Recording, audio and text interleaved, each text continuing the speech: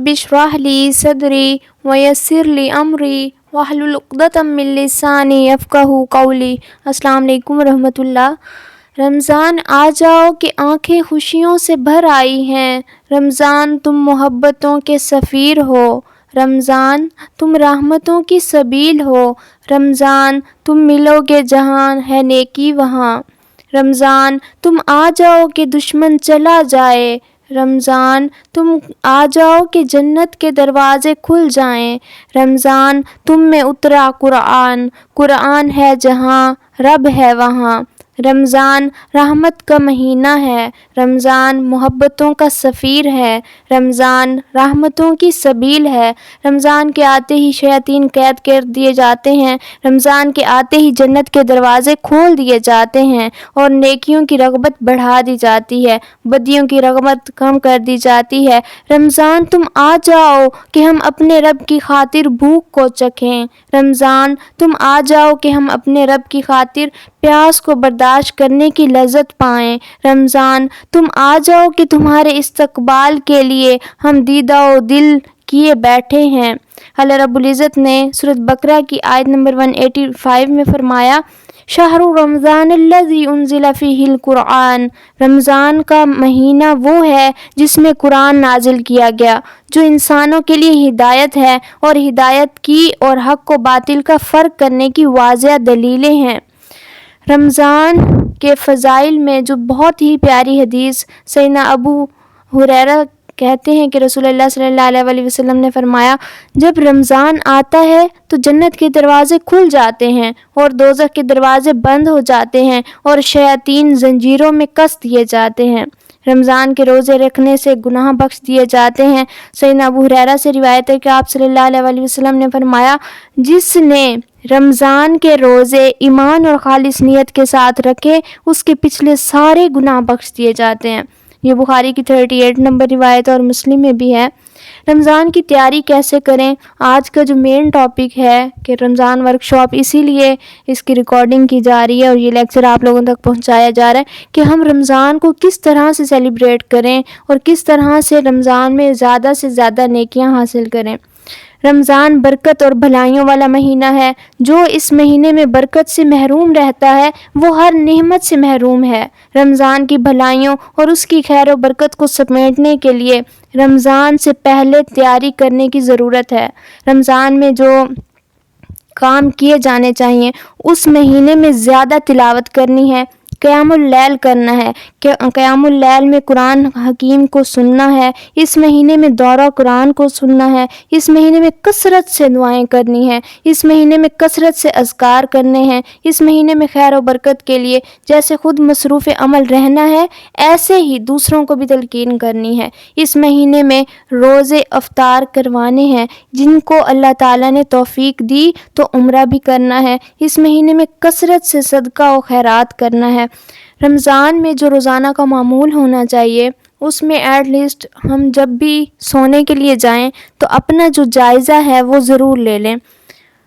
کیا میں نے آج 5 نمازیں وقت پر ادا کی؟ کیا میں نے آج صبح کے اذکار کیے؟ کیا میں نے آج اللہ تعالیٰ کا ذکر کیا؟ کیا میں نے قرآن کی تلاوت کی؟ کیا آج قرآن کا ترجمہ اور تفسیر پڑھی؟ آج قرآن کی آیت پر، کسی ایک آیت پر غور و فکر کیا؟ کیا میں نے آج رسول اللہ صلی اللہ علیہ وسلم کی کسی ایک سنت پر عمل کیا؟ کیا میں نے آج صدقہ کیا، والدین کی خدمت کی، صلہ رحمی کی، اپنی مصروفیات کو لایانی مصروفیات سے بچایا؟ کیا آج گناہوں سے بچنے کی کوشش کی؟ کیا جھوٹ، غیبت، چغلی سے بچنے کی کوشش کی؟ اپنے جسمانی صحت کا خیال رکھا؟ کیا آج کسی کے دل میں خوشی داخل کی؟ کیا آج شام کے اذکار کیے؟ کیا آج تراویح میں قرآن سنا؟ کیا میں نے آج سونے سے پہلے کے اذکار کیے؟ کیا میں نے آج اپنے دن کے اعمال کا جائزہ لیا؟ تو یہ اس طرح کے کوسچنز ہیں کہ جو ہمیں ایٹ لیسٹ جب پورا دن کا روزہ ختم ہو جائے اور ہمیں سونے سے پہلے اپنی ایک لسٹ بنانی چاہیے ان سارے کوسچنز کی۔ اگر کسی کو یہ لسٹ چاہیے ہو تو میں اس کی آپ لوگوں کو پکچر شیئر کر دوں گی، اس کو پرنٹ کروا کے اپنے پاس رکھ لیں تو ڈیلی وہاں پر ایک ٹک کیا جا سکتا ہے اور اس کے اکارڈنگ اپنے دن کا جائزہ انشاءاللہ ضرور لینا ہے۔ رمضان المبارک میں کرنے والے نیکی اور احسان کے جو کام ہیں ان میں سب سے جو بڑا کام ہے وہ روزہ رکھنا، پھر صدقہ و خیرات، پھر رات کا قیام، تلاوت قرآن مجید، روزے افطار کروانا، اعتکاف کرنا، رمضان کے آخری عشرے میں خوب محنت کرنا، لیلۃ القدر کی تلاش کرنا، عمرہ کرنا اور کثرت سے دعائیں کرنا۔ یہ 10 ایسی چیزیں ہیں کہ جو رمضان کو بہت ہی ہمارے لیے فائدہ مند بنا سکتی ہیں کہ ان کے ذریعے سے ہم زیادہ سے زیادہ نیکیاں کما سکتے ہیں۔ روزے دار کے گناہ بخش دیے جاتے ہیں۔ سیدنا ابو ہریرہ سے روایت ہے کہ رسول اللہ صلی اللہ علیہ وسلم نے فرمایا، جس نے رمضان کے روزے ایمان کے ساتھ اور ثواب کی نیت سے رکھے، اس کے اگلے تمام گناہ معاف کر دیے جاتے ہیں۔ یہ بخاری اور مسلم کی روایت ہے۔ روزہ قیامت کے دن سفارش کرے گا۔ سیدنا عبداللہ بن عمر سے روایت ہے کہ رسول اللہ صلی اللہ علیہ وسلم نے فرمایا، قیامت کے دن روزہ اور قرآن دونوں بندے کے لیے شفاعت کریں گے۔ روزہ عرض کرے گا کہ یا اللہ، میں نے اس کو دن میں کھانے اور خواہش نفس سے روکے رکھا، میری شفاعت قبول کیجیے۔ اور قرآن کہے گا، یا اللہ، میں نے اس کو رات کو سونے سے روکے رکھا، میری شفاعت قبول کیجیے۔ پس دونوں کی شفاعت قبول کی جائے گی۔ روزہ تو ایک بہت بڑی نعمت ہے اللہ تعالیٰ کی طرف سے۔ یہ ہمارے جسم کو بھی پاک کرتا ہے۔ یہ ہماری جیسے پورا سال ہم 11 مہینے ہم کھاتے ہیں اور ایک مہینہ ہوتا ہے جس میں ہم پریکٹس کرتے ہیں کہ وہ ساری نعمتیں ہونے کے باوجود بھی ہم ان چیزوں سے رک جاتے ہیں جن چیزوں سے اللہ رب العزت نے روکا۔ تو جب غیر رمضان میں ہم ہوتے ہیں تو ہم ان برائیوں سے بھی رک سکتے ہیں کہ جیسے ہم رمضان میں رک سکتے ہیں۔ روزوں کا بہت اور بے حساب ثواب۔ سیدنا ابو ہریرہ سے روایت ہے کہ رسول اللہ صلی اللہ علیہ وآلہ وسلم نے فرمایا، اللہ تعالیٰ فرماتا ہے، انسان کا ہر نیک عمل خود اسی کے لیے ہے مگر روزہ کہ وہ خاص میرے لیے ہے اور میں ہی اس کا بدلہ دوں گا۔ یہ بخاری کی 1904 نمبر روایت ہے۔ اللہ تعالیٰ نے سارے اعمال میں صرف روزے کا عمل اپنے لیے مخصوص کیا ہے کہ میں خود اس کا اجر دوں گا۔ اور سب سے جو امپورٹنٹ کام ہے رمضان المبارک میں، سب سے اہم عمل روزہ رکھنا ہے، اور اس کے بعد دوسرا اہم کام صدقہ و خیرات کرنا۔ صدقہ و خیرات کرنے سے مراد اللہ تعالیٰ کی خوشی کے لیے مال سے محروم لوگوں پر خرچ کرنا ہے، انہیں کھانے کھلانا، اناج فراہم کرنا، لباس پہنانا، اس طرح کے کام۔ حضرت ابن عباس کہتے ہیں کہ رسول اللہ صلی اللہ علیہ وآلہ وسلم سب لوگوں سے زیادہ مال دینے میں سخی تھے، اور سب وقتوں سے زیادہ آپ صلی اللہ علیہ وآلہ وسلم کی سخاوت رمضان کے مہینے میں ہوتی تھی۔ اور حضرت جبرائیل علیہ السلام ہر سال رمضان میں آپ صلی اللہ علیہ وآلہ وسلم سے ملتے تو آخر مہینے تک آپ صلی اللہ علیہ وآلہ وسلم انہیں قرآن سناتے۔ جب جبرائیل علیہ السلام آپ صلی اللہ علیہ وآلہ وسلم سے ملتے، اس وقت آپ صلی اللہ علیہ وآلہ وسلم مال کے دینے میں چلتی ہوا سے بھی زیادہ تیزی سے سخاوت کرتے تھے۔ یہ بخاری کی 3220 نمبر روایت ہے۔ لہٰذا رمضان میں عام دنوں کے مقابلے میں یہ اہتمام کہیں زیادہ کرنے کی ضرورت ہے۔ اور تیسرا بڑا کام جو رمضان میں کرنے کی ضرورت ہے وہ ہے رات کا قیام۔ رسول اللہ صلی اللہ علیہ وآلہ وسلم رمضان المبارک کی راتوں میں جاگتے تھے اور آخری 10 راتوں میں اپنے گھرانے کے دیگر افراد کو بھی جگاتے تھے۔ یہ مسلم کی 2787 نمبر روایت ہے۔ حضرت ابو ہریرہ سے روایت ہے کہ رسول اللہ صلی اللہ علیہ وآلہ وسلم نے فرمایا، جس نے رمضان کی راتوں میں بیدار رہ کر نماز تراویح پڑھی ایمان اور ثواب کی نیت کے ساتھ، اس کے اگلے تمام گناہ معاف ہو جائیں گے۔ رمضان کے نیکی کے کاموں میں چوتھا بڑا کام تلاوت قرآن ہے۔ رمضان المبارک میں قرآن مجید نازل ہوا، اسی لیے رمضان اور قرآن کا گہرا تعلق ہے۔ رمضان المبارک میں کرنے والے کاموں میں راتوں کے قیام میں تلاوت کرنا، بغیر قیام کے تلاوت کرنا، قرآن مجید کو ترجمے کے ساتھ سمجھ کر پڑھنا عام دنوں کے مقابلے میں زیادہ اہمیت رکھتا ہے۔ تلاوت میں توجہ اور تدبر پسندیدہ ہے۔ نبی صلی اللہ علیہ وآلہ وسلم توجہ اور تدبر سے قرآن مجید پڑھتے تھے اور اس سے اثر قبول کرتے تھے۔ اور پانچواں بڑا کام جو نیکی کے کاموں میں رمضان میں ہے وہ روزے افطار کروانا۔ رمضان المبارک کے فضیلت والے کاموں میں سے ایک کام روزے افطار کروانا ہے۔ زید بن خالد جوہنی نے ان کو نبی کریم صلی اللہ علیہ وسلم نے فرماتے ہیں کہ جو شخص روزے دار کا روزہ کھلوائے یا مجاہد کے جہاد کے لیے تیاری کروائے، ان کے لیے روزے دار کے اور مجاہد کے برابر اجر ہوگا۔ چھٹا بڑا کام اعتکاف کرنا ہے۔ رمضان المبارک کی خصوصی عبادت ہے اعتکاف جو ہے۔ اللہ تعالیٰ کا قرب حاصل کرنے کے لیے عبادت کی غرض سے مسجد میں رہنا اعتکاف کہلاتا ہے۔ اعتکاف میں انسان کی بھرپور توجہ اسی جانب رہتی ہے کہ اللہ تعالیٰ راضی ہو جائیں۔ وفات تک اعتکاف میں بیٹھنا آپ صلی اللہ علیہ وسلم کا معمول رہا۔ آپ صلی اللہ علیہ وسلم نے اس کی اتنی پابندی کی کہ ایک بار آپ صلی اللہ علیہ وسلم رمضان میں نہ بیٹھ سکے تو آپ صلی اللہ علیہ وسلم نے شوال کے آخری 10 دنوں میں اعتکاف کیا۔ یہ بخاری کی 2041 نمبر روایت ہے۔ اور اعتکاف بہت بڑی عبادت ہے کیونکہ اس میں انسان خالصتاً اللہ تعالیٰ کی رضا کے لیے، اللہ تعالیٰ کے قرب کے لیے اپنے آپ کو دنیا کے کاموں سے ایک الگ جگہ پر لے جاتا ہے۔ ساتواں جو بڑا کام ہے رمضان میں نیکی کے کاموں میں، وہ رمضان کے آخری عشرے میں خوب محنت کرنا ہے۔ رسول اللہ صلی اللہ علیہ وسلم رمضان کے آخری عشرے میں اعتکاف کرتے تھے۔ اس عشرے کی طاق راتوں میں سے ایک رات لیلۃ القدر ہے۔ آپ صلی اللہ علیہ وسلم اس عشرے میں خود بھی عبادت کرتے تھے اور اپنے گھر والوں کو بھی حکم دیتے تھے۔ یہ مسلم کی 2785 نمبر روایت ہے۔ سیدہ عائشہ صدیقہ فرماتی ہیں کہ رسول اللہ صلی اللہ علیہ وسلم رمضان کے آخری عشرے میں اتنی ریاضت کرتے تھے کہ اس کے علاوہ اور دنوں میں اتنی ریاضت نہیں کرتے تھے۔ یہ مسلم کی 788 نمبر روایت ہے۔ آٹھواں جو بڑا کام رمضان میں نیکی کے کاموں میں ہے وہ ہے لیلۃ القدر کی تلاش کرنا۔ رب العزت نے قرآن میں فرمایا سورۃ قدر میں کہ لیلۃ القدر 1000 مہینوں سے بہتر ہے۔ فرشتے اور روح اس میں اپنے رب کی اجازت سے ہر حکم لے کر اترتے ہیں۔ اور جو چوتھی آیت ہے اسی سورت کی کہ وہ رات سراپا سلامتی ہے فجر کے طلوع ہونے تک۔